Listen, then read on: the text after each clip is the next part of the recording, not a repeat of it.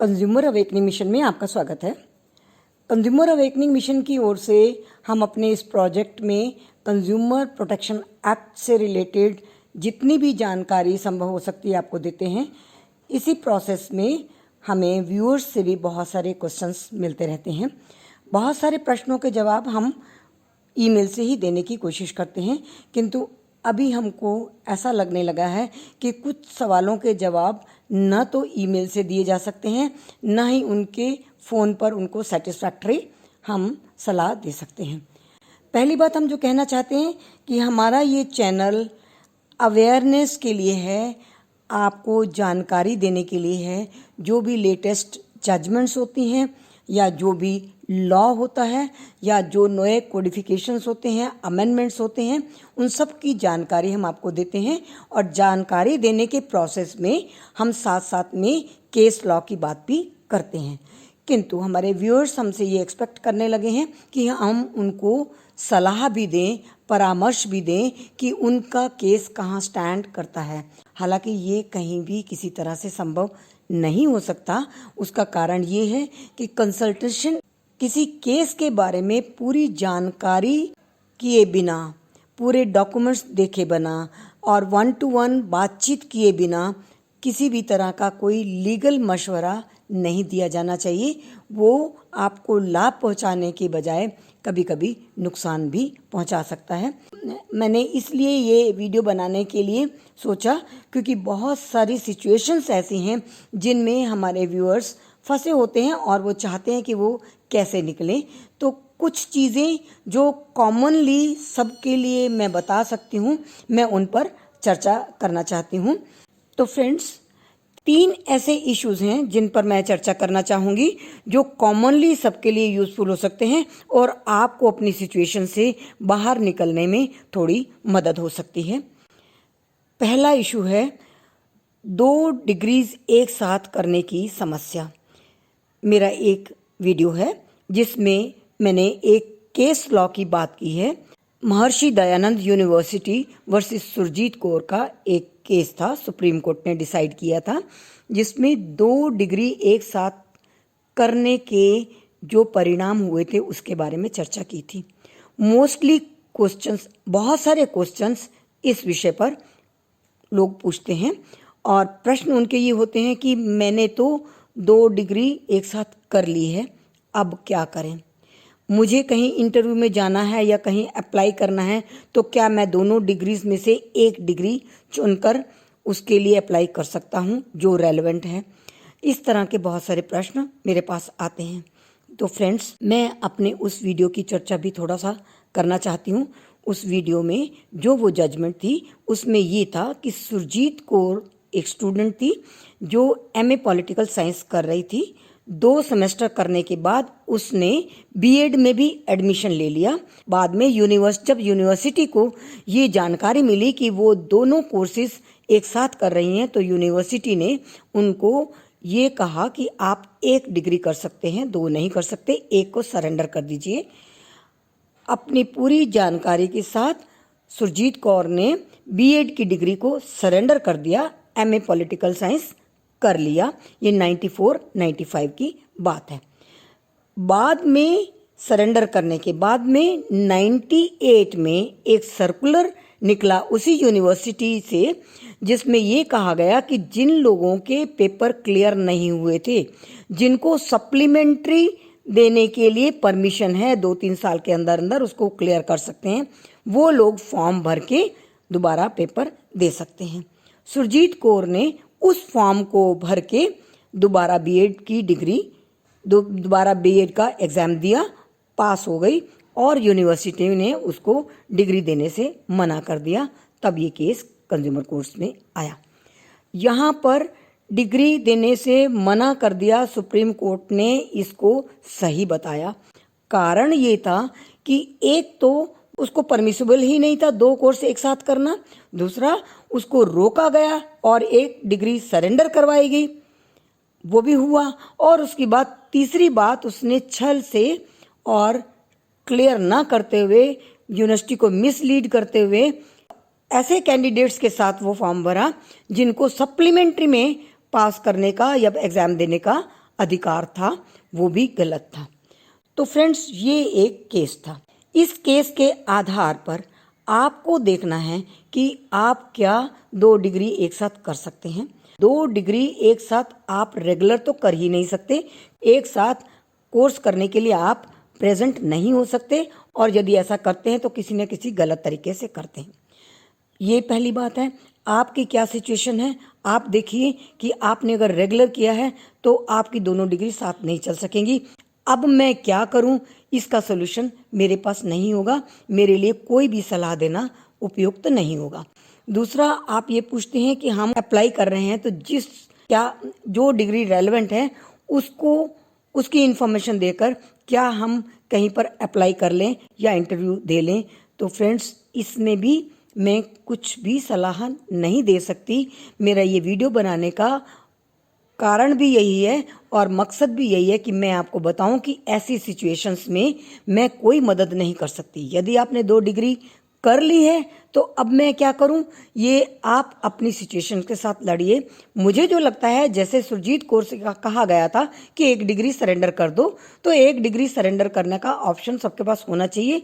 पर मैं फिर यही कहूंगी कि आपने जिस भी यूनिवर्सिटी से जो भी कोर्स किया है उसके रूल्स को जांचिए, देखिए उसमें क्या परमिसिबल है। हर यूनिवर्सिटी के रूल्स अलग हो सकते हैं। किसी यूनिवर्सिटी में परमिटेड हो सकता है, किसी में नहीं हो सकता। आप ये देखिए कि आपने पहले किस यूनिवर्सिटी से किया, दूसरी यूनिवर्सिटी कौन सी है जिससे आप करना चाहते हैं।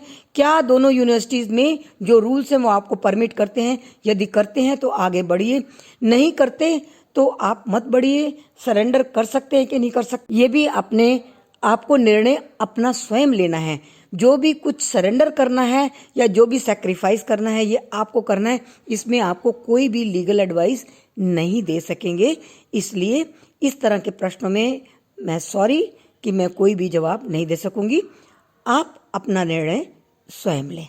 दूसरा एक इशू आता है मेडिकल नेग्लिजेंस के केसेस के बारे में। बहुत सारे प्रश्न पूछे जाते हैं कि क्या मेरा ये केस मेडिकल नेग्लिजेंस का बनता है। उसके लिए बहुत सारे लोग कई दस्तावेज भी, डॉक्यूमेंट्स भी मुझे मेल करने लगे हैं कि आप इन दस्तावेजों को देख लीजिए और देखकर बताइए कि हमारा मेडिकल नेग्लिजेंस का केस बनता है या नहीं।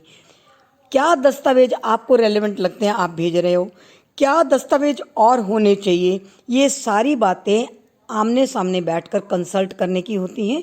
बहुत सी छोटी बड़ी बातें होते हैं जो जानकारी प्राप्त किए बिना कोई भी सलाह नहीं दी जा सकती। तो फ्रेंड्स, आप इस बात को एक्सेप्ट कर लीजिए कि मैं दस्तावेजों के बेसिस पे, आपके ईमेल के बेसिस पे या आपके फ़ोन के बेसिस पे आपको कोई भी मशवरा नहीं दे सकती।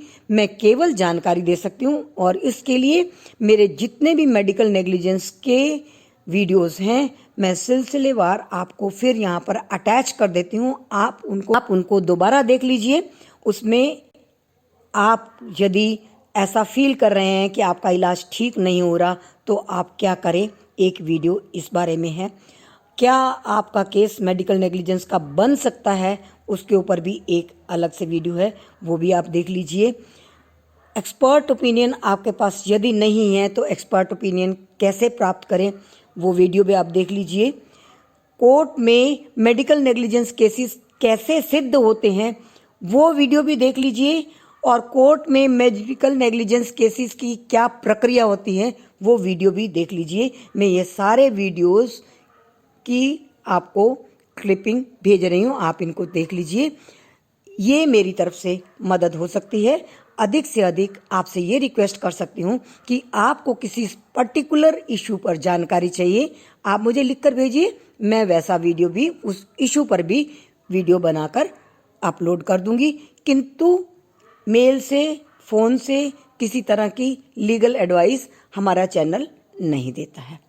तीसरा एक इशू होता है जो एक्चुअली बीच में मैंने शुरू किया था, इसलिए कि बहुत सारे लोगों ने ये रिक्वेस्ट की थी कि घरेलू हिंसा के ऊपर भी आप कुछ बताएं।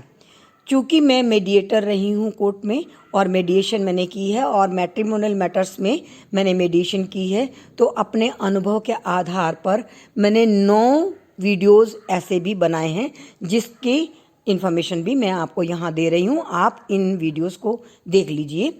मेरे पास जो प्रश्न आते हैं उनमें ये पूछा जाता है कि मेरे घर में मेरे पिता मेरे पर अत्याचार करते हैं, या मेरा पति मेरे पे अत्याचार करता है, या मैं शिकायत भी करती हूँ तो कोई सुनवाई नहीं होती है, तो मैं क्या करूँ। तो उसके लिए मैंने आपको जानकारी दी है कि कौन कौन घरेलू हिंसा के लिए कहाँ कहाँ शिकायत कर सकता है। इसके बारे में मैंने वीडियो बनाया है, आप उसको देख लीजिए। उसके बाद आप अपना निर्णय खुद लीजिए, क्योंकि आपके फैक्ट्स एंड सर्कमस्टांसिस क्या है उसमें मैं क्या सजेस्ट कर सकती हूँ, ऐसा संभव नहीं है कि मैं फ़ोन पर या मेल से आपको जवाब दे सकूं। मैं आपकी तकलीफ़ को अच्छे से समझ लेती हूं, किंतु अगर मैं आपको कोई इस तरह की एडवाइस दूं जो आपके सर्कमस्टांसिस में फिट न बैठती हो तो वो आपके साथ अन्याय होगा। मैंने जो वीडियोस बनाए हैं उसमें मैंने कुछ ऐसे वीडियोस हैं जिसमें ये बताया है कि घरेलू हिंसा कई बार इंटेंशनली नहीं होती, आदतन भी होती है। एक ऐसा वीडियो है जिसमें दोनों पति पत्नी यही शिकायत लेकर आए, किंतु बाद में दोनों ने समझौता कर लिया क्योंकि दोनों को ये समझ आ गई कि क्या गलत हो रहा है। तो आप ऐसा भी कर सकते हैं। एक वीडियो ऐसा भी है जिसमें टीनेजर्स बच्चे बड़े हो गए हैं, उन्होंने माँ बाप के प्रॉब्लम्स को सॉल्व किया है। कैसे सॉल्व किया है, अगर आप ऐसी परिस्थिति में हैं तो कृपया उस वीडियो को देख लीजिए। उस वीडियो से आपको आइडिया होगा कि आप अपनी सिचुएशन से कैसे लड़ सकते हैं और सिचुएशन को कैसे संभाल सकते हैं। कुछ वीडियोस ऐसे भी हैं जिसमें घर में बड़े बुजुर्ग, स्पेशली मदर इन लॉज की ईगो प्रॉब्लम होती है और बहू और सास के बीच में सीट ऑफ अथॉरिटी की लड़ाई होती है। उसमें आप किस सिचुएशन में हैं, आप सास हैं या बहू हैं, या आप किस सिचुएशन में हैं, उस सिचुएशन को देखिए। देखकर खुद समझने की कोशिश करिए कि आपका सोल्यूशन कैसे हो सकता है। एंड अंततः फिर आपके पास कोर्ट तो है ही। कोर्ट की क्या प्रक्रिया है वो तो बहुत सब लोगों को मालूम है, मेरे वीडियोस में भी मिलेगी। मेरा कहने का अभिप्राय अंततः यही है कि ऐसे मामलों में हमारा चैनल जानकारी देता है। अगर आपको किसी पर्टिकुलर इश्यू पर जानकारी चाहिए, आप हमें लिखें, हम उस विषय पर भी वीडियो बना देंगे और अपलोड कर देंगे। किंतु कोई भी परामर्श, कोई भी सलाह, कोई भी काउंसलिंग बिना आमने सामने बैठे बात से नहीं कर सकते, और हमारा ये चैनल कंसल्टेंसी नहीं करता। Thank you very much. मैं फिर एक बार सॉरी फील करती हूँ, आई रिग्रेट कि मैं आप लोगों की इससे ज़्यादा मदद नहीं कर सकती, किंतु आप वेलकम, आप अपने सजेशन दीजिए। Thank you very much. हमारे चैनल को सब्सक्राइब कर लीजिए, हमारे वीडियोस को अधिक से अधिक शेयर करिए ताकि आपके साथ साथ और लोगों का भी भला हो, और अगर पसंद हो तो हमारे वीडियोस को लाइक करें। फिर हम मिलेंगे एक नए विषय के साथ। Thank you very much.